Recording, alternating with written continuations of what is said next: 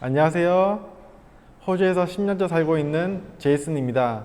현재 GD 패스트 매니지먼트라는 방역 업체를 운영 중에 있습니다. 제가 호주에 살면서 타일, 농장, 공장 등 여러 가지 일을 했었는데 평생 일을 하기에는 좀 힘들다는 생각이 들어서 여러 가지 직업을 고민하던 중 찾게 되었습니다. 특별한 계기가 있다면 한 에피소드가 있는데 친구 집에서 밥을 먹다가 큰 바퀴벌레가 나왔는데 그걸 제가 손으로 잡는 걸 본 친구가 패스트 컨트롤 일을 해보는 게 어떻냐고 말을 해서 이 일을 진심으로 고민하다가 하게 되었습니다. 이 직업이 다른 직업과 다르게 크게 정보가 많이 없어요. 그래서 제가 하나부터 열까지 다 스스로 찾으려다 보니까 거기서 많이 힘들었고 학교 들어가서는 너무 생소한 단어들이 많아서 공부에 어려움이 있었습니다. 보통 라이센스를 따기 위해서 온라인 수업도 있고 오프라인 수업도 있는데 저 같은 경우에는 온라인 수업보다 오프라인 수업이 좀 더 이해가 쉽고 빠르기 때문에 오프라인 수업으로 진행을 하였습니다. 본인 기량에 따라 조금씩 다른데 저 같은 경우에는 1년 조금 더 걸렸습니다. 모든 일이 같다시피 라이센스만 있다고 그 분야의 전문가가 되는 게 아닙니다. 그래서 저 같은 경우에는 이력서를 100장 정도 만들어서 호주에 있는 모든 호주 회사 패스트 컨트롤 하는 호주 회사에 이력서를 제출했고 답변이 오지 않아서 페이스북, 인스타그램 등 다양한 SNS를 통해서 회사의 매니저들과 소통하였습니다. 그 결과 저 같은 경우에는 한 달 만에 직장을 구했습니다. 직장을 다닐 때는 보통 일반 하우스 같은 경우에는 5집 정도로 하였고요. 7시부터 오후 5시까지 풀타임으로 일을 하였습니다. 라이센스만 있으면 아르바이트로도 일을 할 수 있는데 이 아르바이트를 하기 위해서 방역 라이센스를 따는 것은 비효율적이라고 생각합니다.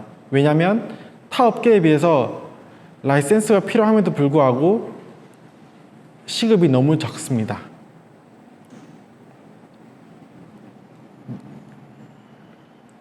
약이랑 장비 같은 경우에는 전문 패스트 컨트롤 서플라이에서 구매를 하고요. 제가 처음 거기 방문했을 때는 저에게 라이센스를 요구하여서 제가 이 약을 올바르게 사용할 수 있는 사람인지 먼저 확인을 하였고 그 다음에 거기서 추천해준 장비들과 제가 회사 생활을 할 때 써본 장비를 약간 섞어서 구매를 하였습니다. 제일 기억에 남는 일이 몇 가지 있는데 제가 회사를 오픈하고 얼마 되지 않았을 때 어떤 분이 울면서 전화가 오셨어요. 집에 바퀴벌레가 있는데 제발 좀 와줄 수 있냐고. 그때 시간이 너무 늦은 시간대라서 제가 죄송합니다. 이 시간에는 제가 갈 수 없습니다. 라고 말씀을 드렸었는데 보통 에피소드를 하면 바퀴벌레에 대한 게 대부분이에요. 회사 생활할 때 어떤 가정집을 방문했는데 그 고객님께서 바퀴벌레가 고민이셨어요. 근데 그 집이 워낙 습하고 햇빛이 잘 안 들다 보니까 커튼을 제가 걷었는데 그 뒤에가 모두 바퀴벌레였어요. 그리고 여기 아파트 사시는 분들 많으실 것 같은데 아파트 같은 경우에는 각 층마다 쓰레기를 지하로 버리는 통로가 존재해요. 그러면 모든 가구의 쓰레기가 한 곳으로 모이게 되는데 거기 방역을 하게 되면 그 방 전체 지붕, 쓰레기통, 하수구 등등 모든 곳에 바퀴벌레가 있어요. 그래서 거기는 약을 치게 되면 천장에서 바퀴벌레가 떨어지고 그래서 바퀴벌레한테 물린 경험이 있어요. 최초죠. 바퀴벌레한테 물린 경험 있는 사람 잘 없으니까.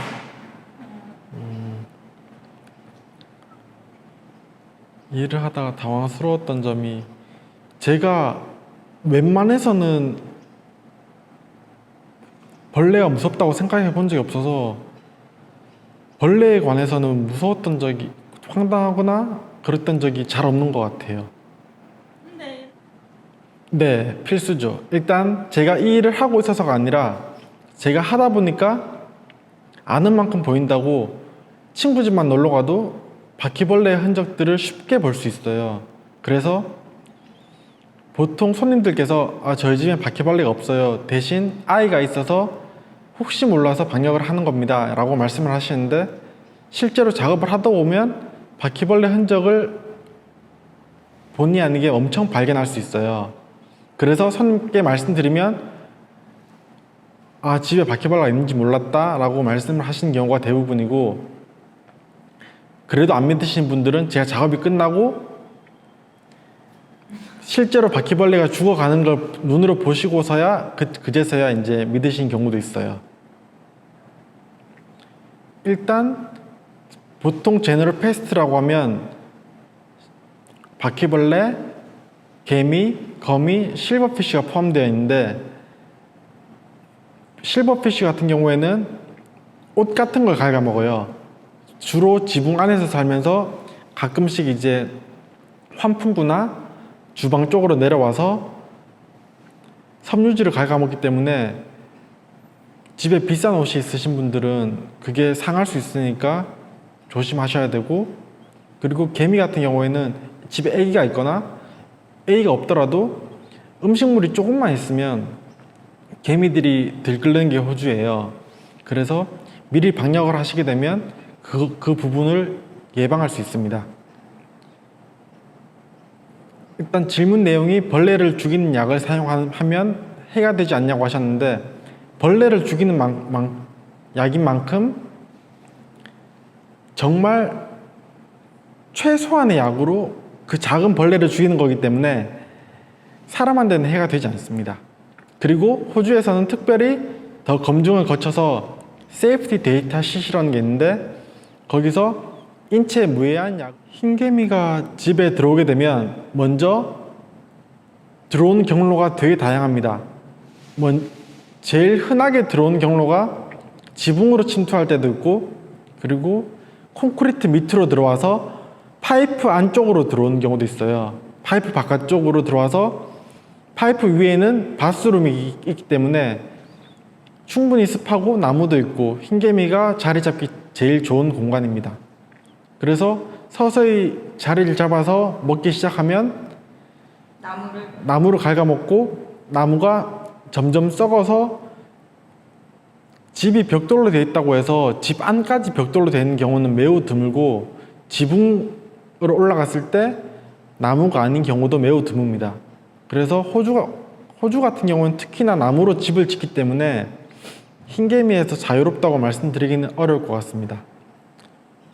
흰개미가 있는지 없는지 확인할 때는 흰개미 인스펙터를 불러서 흰개미가 있는지 확인해 달라고 말씀하시고, 그 인스펙터가 이제 인스펙션 이후에 보고서를 제출해서 만약에 흰개미가 있으면 집 주인과 약간 내고를 통해서 금액을 조금 깎을 수 있습니다. 집값을 깎을 수 있습니다. 제가 알기로는 집을 살 때 보험을 드는데 거기에 흰개미에 대한 조항은 없는 걸로 알고 있습니다. 그래서 보상은 받기 힘들 것 같습니다. 제가 소자본으로 일을 하고 있는데요. 그래서 작년에는 광고비도 없이 순수 입소문으로만 일을 했었는데 고객분들이 만족하시고 또 다른 분에게 소개시켜 주시고 할 때 제일 뿌듯했던 것 같습니다. 그리고 많은 분들이 방역 끝나고 한두 달 뒤에 눈에 띄게 벌레가 줄었다, 이제 벌레를 안 보고 살 수 있다라고 말씀을 해주셔서 그때 그런 문자 받을 때 제일 뿌듯한 것 같습니다. 먼저 단점을 말하자면 비가 오면 일을 할 수 없다는 게 단점입니다. 그리고 장점은 제가 벌레를 좋아하다 보니까 매일 벌레를 볼 수 있는 게 장점인 것 같습니다. 그러면 방역 일을 하시면서 매일매일 벌레를 보시잖아요. 네. 그러면은 가끔씩 이제 벌레가 무서울 때도 있지 않으세요? 다른 분들이 이제 일반적으로 사람들은 강아지나 고양이를 매우 귀여워하죠. 저도 그것과 비슷하게 벌레를 매우 귀여워하기 때문에 한 번도 무섭다는 생각을 해본 적이 없습니다. 어릴 때부터 제일 좋아했던 곤충은 거미였고, 거미 같은 경우에는 가끔씩 메뚜기를 잡아다 주면 잘 먹는 걸 보고 재밌게 놀았던 기억이 있습니다. 방역문의는 인스타그램 DM이나 메시지 혹은 전화로 문의 가능하시고, 방역을 의뢰하지 않으신다 하시더라도 혹시 살면서 이상한 곤충이나 벌레가 집에 있을 경우 사진을 찍어서 보내주시면 제가 친절히 설명해 드릴 수 있습니다. 농장 갔는데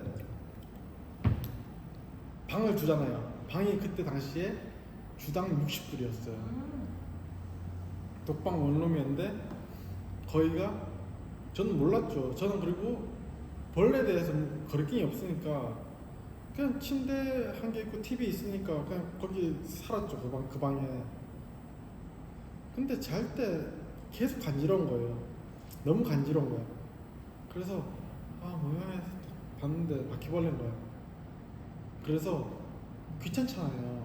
그래서 이런 병을 침대 옆에 안 두고 잤어요. 병을 열어서 붙으면 놓고 붙으면 놓고 그렇게 하다 보니까 이게, 물론 이 정도로 작은 병 아니었어요. 큰 1.5리터짜리 콜라병인데 막 차고, 그래서 나중에 나는 모르니까 그때는 패스트 컨트롤 할 때도 아니었고 그냥 벌레들을 싫어하지 않을 뿐이었지 뭐 혐오할 때도 아니었고 혐오한 적도 없고 그랬어서 매트리스를 한번 뒤집어 봤거든요. 진짜 영화처럼 팍 나오는데, 그래서 베드버그 같은 경우에도 지금 같은 지식이 있으면 인스펙션을 직접 할 수 있겠지만 그 당시에는 뭐 아는 게 있어야지 베드버그가 있는지 없는지 그랬었습니다. 네, 여보세요? 회사 생활할 때는 진짜 별의별 일 다 했었죠. 진짜 엄청 벌레 많은 집도 가보고 그냥 쥐가 엄청 많은 집도 가보고 막. 왜냐면 회사 같은 경우에는 그 회사가 좀 큰 회사이기 때문에 사이즈 큰 일들이 많으니까. 쥐 같은 경우에는 날씨에 되게 예민해요. 그래서 추운 거 싫어하고 비 오는 거 싫어하고 더운 거 싫어하고, 그리고 쥐는 평생 생쥐 기준으로 평생 물을 안 마셔요. 물을 안 마시고 수분 섭취는 그냥 과일이나 채소에서 수분 섭취를 하는데 진짜 그래요. 진짜 물을 안 마시기 때문에 비가 오잖아요. 그러면 얘들은 높은 곳으로 올라가요. 나무로 올라가든. 근데 집 벽으로 올라가다 보면 집 지붕에 이제 틈이 있잖아요. 지붕 안쪽으로 들어갈 수 있는 틈. 그래서 집 지붕 안쪽에 쥐가 되게 많이 살 경우가 있어요.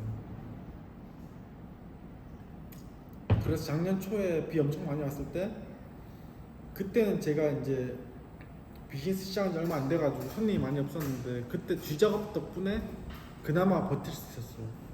쥐 잡으러 가야죠. 근데 제가 쥐를 잡는 게 아니고 쥐를 유인해서 밖에 나가서 죽게끔 그렇게 컨트롤하는 거죠.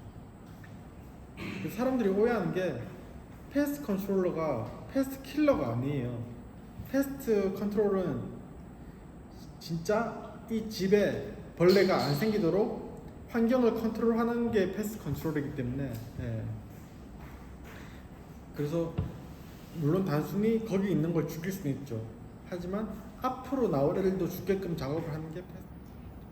저도 어릴 때부터 호주에 와서 여러 가지 일을 해보면서 느낀 점이 있다면, 출근하기 싫은 일은 피하는 게 좋을 것 같아요. 그리고 자기가 진짜 하고 싶은 일을 찾아서 공부를 해서 노력을 하면 당장은 성과가 적을지 몰라도 나중을 바라보면 더 좋지 않을까 싶습니다. 감사합니다.